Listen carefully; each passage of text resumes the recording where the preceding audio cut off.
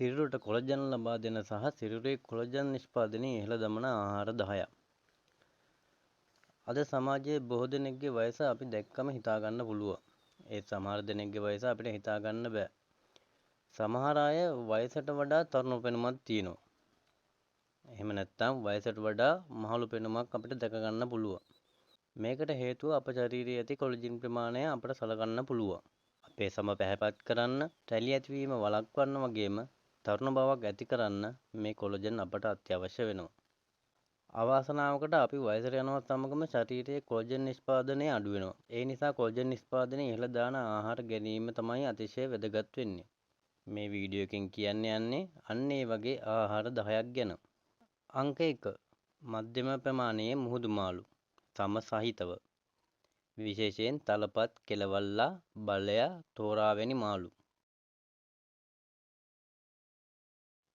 අංක 2. Bell pepper. අංක 3. තක්කාලි.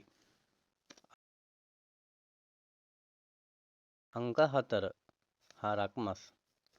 ලංකාවේ හරම් මස් අනුභවයට තරමක් සමාජ විරෝධී භාවයක් තිබුණත් හරම් මස් පෝෂ්‍යදායී බැවින් ඉහළ අගයක් ඇති ආහාරයක් ලෙස හඳුන්වන්න පුළුවන්. අංක 5.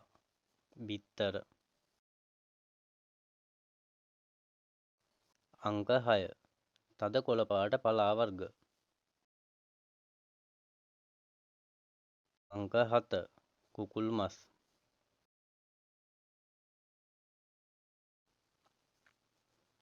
අංක 8. සුදු ලූණු.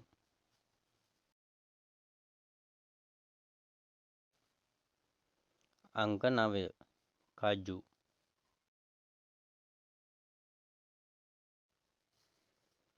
අංක 10. පේර.